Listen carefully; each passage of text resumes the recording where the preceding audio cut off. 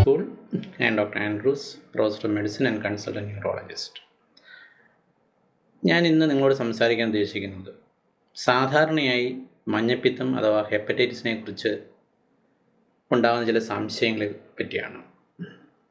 ആദ്യമായിട്ട് എന്താണ് hepatitis? Hepatitis എന്ന് ഉദ്ദേശിക്കുന്നത് നമ്മുടെ കരളിൻ്റെ വീക്കമാണ്. കരളിൻ്റെ വീക്കത്തിൻ്റെ മറ്റൊരു പേരാണ് ഹെപ്പറ്റൈറ്റിസ്. ഈ കരളിൻ്റെ വീക്കം വൈറസ്, മദ്യം, മയക്കുമരുന്ന്, പല ടോക്സിനുകൾ, വിഷവസ്തുക്കൾ എന്നിവയാണ് ഉണ്ടാകുക. ഈ വൈറൽ അണുബാധ മൂലം ഉണ്ടാകുന്ന ഹെപ്പറ്റൈറ്റിസിനെയാണ് നമ്മൾ വൈറൽ ഹെപ്പറ്റൈറ്റിസ് എന്ന് പറയുന്നത്. അത് പല വിധമുണ്ട്. പ്രധാനമായിട്ട് hepatitis A, hepatitis B, hepatitis C, ചിലപ്പോൾ ഹെപ്പറ്റൈറ്റിസ് ഡി.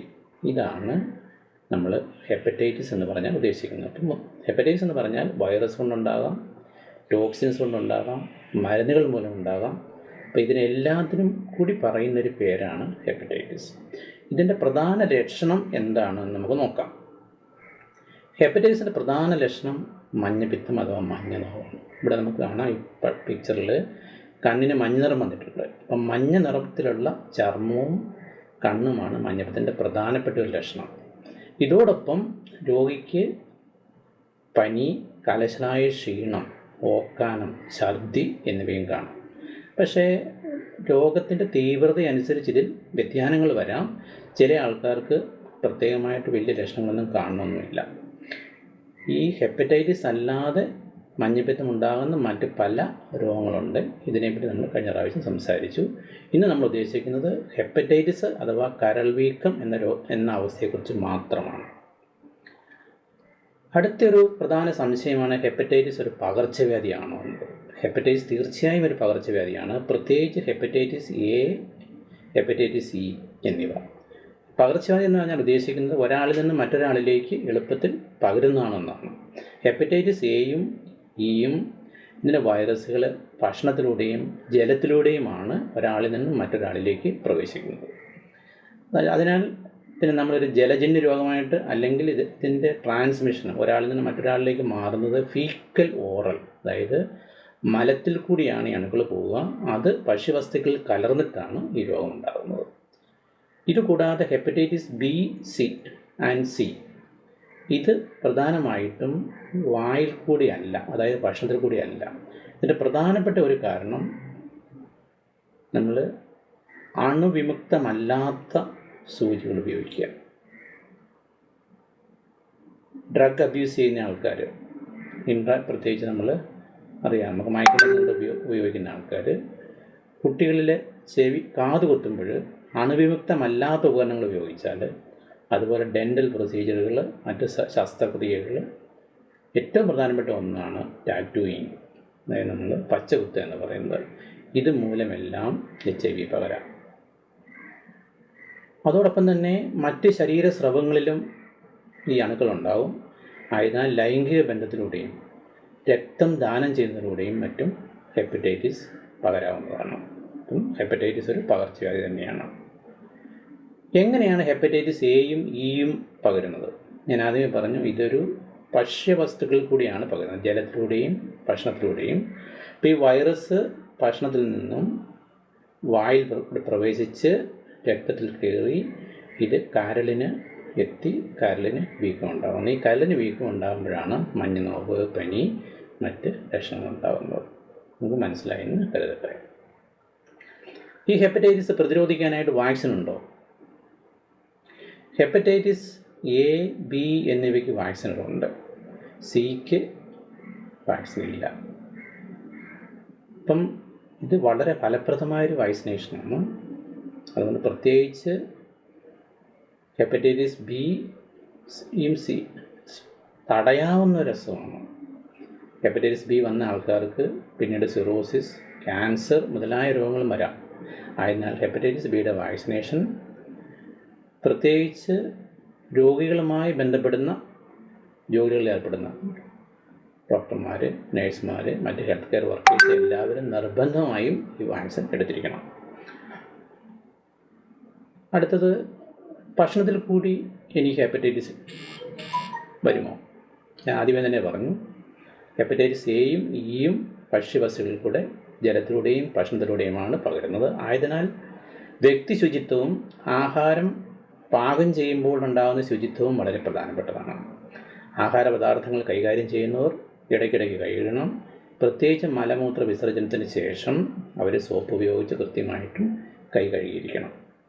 ഹെപ്പറ്റൈറ്റിസ് ബാധിതമായ പ്രദേശങ്ങളിലേക്ക് യാത്ര ചെയ്യുമ്പോൾ കുടിവെള്ളം കൊണ്ടുപോകുന്നതും ഭക്ഷണം കാര്യത്തിൽ ശ്രദ്ധയെടുക്കുന്നതും വളരെ നല്ലതാണ്. നല്ല ശുചിത്വം പരിശീലിച്ചു കഴിഞ്ഞാൽ ഹെപ്പറ്റൈറ്റിസ് വരുന്നതിനെ ഒരു പരിധിവരെ തടയാം. അടുത്തൊരു സംശയമാണ്, ഹെപ്പറ്റൈറ്റിസ് ലൈംഗിക ബന്ധത്തിലൂടെ പകരാമോ? ഹെപ്പറ്റൈറ്റിസ് ബിയും സിയും ഞാൻ പറഞ്ഞു, ഇത് ഭക്ഷണത്തിലൂടെ അല്ല പകരുന്നത്, മറ്റു വിധേനയാണ്. ശരീരത്തിലെ സ്രവങ്ങളിൽ ഇതിൻ്റെ വൈറസുകളുണ്ട്. അപ്പോൾ ലൈംഗിക ബന്ധത്തിലൂടെ ഇത് പകരാം. അതിനാൽ സുരക്ഷിതമായ ലൈംഗിക ബന്ധം ഹെപ്പറ്റൈറ്റിസ് ബി തടയുന്നതിന് പ്രധാനമാണ്. ഒരു പങ്കാളിക്ക് ഹെപ്പറ്റൈറ്റിസ് ബിയോ സിയോ ഉണ്ടെങ്കിൽ, സിക്ക് വാക്സിൻ ഇല്ല, ബി ഉണ്ടെങ്കിൽ തീർച്ചയായിട്ടും മറ്റേ പങ്കാളി വാക്സിൻ എടുത്തിരിക്കണം. ഇനി ഗർഭിണിയായവർക്ക് മഞ്ഞപ്പിത്തം വന്നാൽ കുഞ്ഞുങ്ങളെ അത് ബാധിക്കുമോ? ഹെപ്പറ്റൈറ്റിസ് ബിയും സിയും വെർട്ടിക്കൽ ട്രാൻസ്മിഷൻ എന്ന് പറയും. അതായത് പ്രസവ സമയത്ത് അമ്മയിൽ നിന്നും കുഞ്ഞിലേക്ക് ഇത് പകരും. ആയതിനാൽ ഗർഭിണികളിൽ ഈ ടെസ്റ്റ് ചെയ്യേണ്ടതും അങ്ങനെയുള്ളവർ ഡോക്ടർമാർ നിർദ്ദേശിക്കുന്ന മരുന്നുകൾ കഴിക്കേണ്ടതും അത്യാവശ്യമാണ്. ഇനിയൊരു സംശയമാണ്, ഹെപ്പറ്റൈറ്റിസ് ഭേദമാകാൻ എത്ര സമയമെടുക്കും? ഹെപ്പറ്റൈറ്റിസ് എയും ഇയും സ്വയമേ തന്നെ ഭേദമാകുന്ന അസുഖങ്ങളാണ്. ഇതിന് സാധാരണയായിട്ട് 8 മുതൽ 16 ആഴ്ച വരെയാണ് എടുക്കാറ്, അതായത് 2 മുതൽ 4 മാസം. നമ്മൾ ഹെപ്പറ്റൈറ്റിസ് സാധാരണ ചെയ്യുന്ന ഒരു ടെസ്റ്റാണ് SGPT, നമ്മൾ എൻസൈം എന്ന് പറയും. ഇപ്പം ലിവറിലെ കോശങ്ങൾക്ക് നാശം സംഭവിക്കുമ്പോൾ അതിൽ നിന്നും പുറത്തു പോകുന്ന പദാർത്ഥങ്ങളാണ് ഈ എൻസൈംസ്. പിന്നെ ട്രാൻസാമിനേസ് എന്ന് പറയും, ചിലപ്പോൾ SGPT, SGOT എന്ന പേരിലാണ് അറിയുക. അപ്പം ഈ എൻസൈംസ് നോർമലായി കഴിഞ്ഞാൽ മാത്രമേ കരളിൻ്റെ പ്രവർത്തനങ്ങൾ സാധാരണഗതിയിലായി എന്ന് പറയാൻ സാധിക്കൂ. ഇതിന് സാധാരണഗതിയിൽ ഞാൻ ഈ പറഞ്ഞ പോലെ 8 മുതൽ 16 ആഴ്ച എടുക്കും. അതിനുശേഷവും ഇത് നിലനിൽക്കുകയാണെങ്കിൽ തീർച്ചയായിട്ടും കൂടുതൽ പരിശോധനകൾ ആവശ്യമുണ്ട്. ഹെപ്പറ്റൈറ്റിസ് ബി ആണോ സി ആണോ എന്ന് പരിശോധിക്കണം. അതോടൊപ്പം തന്നെ ഈ വൈറസുകൾ നമ്മുടെ ശരീരത്തിൽ നിലനിൽക്കുകയാണെങ്കിൽ അത് ലിവറിൽ വീണ്ടും വീക്കം വരുത്തി സിറോസിസ്, ക്യാൻസർ മുതലായ രോഗങ്ങളിലേക്ക് പോകാൻ സാധ്യതയുണ്ട്. ആയതിനാൽ അതിനുള്ള ചികിത്സ എടുക്കേണ്ടതാണ്. അപ്പോൾ നമ്മളൊരു മഞ്ഞപ്പിത്തമുള്ള രോഗി ഡോക്ടറെ അടുത്ത് നിന്നും അത് എന്ത് തരത്തിലുള്ള മഞ്ഞപ്പിത്തമാണ്, വൈറസ് കൊണ്ടാണോ ഡ്രഗ്സ് കൊണ്ടാണോ മറ്റ് വിഷപദാർത്ഥങ്ങളാണോ എന്നും അത് എ ആണോ ബി ആണോ സി ആണോ എന്നും ചോദിച്ച് മനസ്സിലാക്കണം. അതുപോലെ ഭേദമായോ എന്നറിയുന്നതിന് വേണ്ടി നമ്മൾ ഈ ട്രാൻസാമിനേസ് SGPT എന്ന എൻസൈമിൻ്റെ ലെവൽ എത്രയാണെന്നുകൂടെ അറിഞ്ഞിരിക്കണം. ഹെപ്പറ്റൈറ്റിസിന് ചികിത്സ എന്താണ്? ഇത് ഭേദമാക്കാൻ സാധിക്കുമോ? ഞാൻ പറഞ്ഞു, എയും ഇയും സ്വയമേ ഭേദമാകുന്നവയാണ്. ബിക്കും സിക്കും അത്യാവശ്യ ഘട്ടങ്ങളിൽ ചില പ്രത്യേക സാഹചര്യങ്ങളിൽ ആൻറ്റിവൈറൽ ഡ്രഗ്സ് കൊടുക്കാറുണ്ട്. ഇതിൻ്റെ ക്രോണിക് ഫേസിലേക്ക് പോവുകയാണെങ്കിൽ ആ സമയത്തും ചികിത്സയുണ്ട്. ഇവിടെ ഈ പിക്ചറിൽ കാണിക്കുന്നത് ഈ വൈറസ് നമ്മുടെ ശരീരത്തിൽ കയറി കഴിഞ്ഞാൽ കുറച്ച് ദിവസങ്ങളിലേക്ക് ലക്ഷണങ്ങളൊന്നും കാണില്ല. പിന്നെ ഈ പറഞ്ഞ രോഗലക്ഷണങ്ങളായ ക്ഷീണം, ഛർദി, പിന്നെ നമ്മൾ ഈ മഞ്ഞ നിറം കാണുന്നു. ഇത് ഞാനീ പറഞ്ഞതുപോലെ 12 മുതൽ 8 മുതൽ 16 ആഴ്ച വരെ നീണ്ടു നിന്ന് ഇത് ഭേദമാകും. ഹെപ്പറ്റൈറ്റിസ് ഉണ്ടെങ്കിൽ എനിക്ക് രക്തം ദാനം ചെയ്യാൻ കഴിയുമോ? സ്വീകർത്താവിലേക്ക് വൈറസ് പകരാനുള്ള സാധ്യത കാരണം ഹെപ്പറ്റൈറ്റിസ് ബിയും സിയുമുള്ള ആൾക്കാരിൽ നിന്നും അല്ലെങ്കിൽ അതിൻ്റെ വൈറസ് ശരീരത്തിലുണ്ടെങ്കിൽ നമ്മൾ രക്തം കൊടുക്കാൻ സമ്മതിക്കാറില്ല. എന്നാൽ ഹെപ്പറ്റൈറ്റിസ് എ വന്ന ആൾക്കാർക്ക് പൂർണ്ണമായും ഭേദമായി കഴിഞ്ഞാൽ രക്തദാനം ചെയ്യാൻ സാധിക്കും.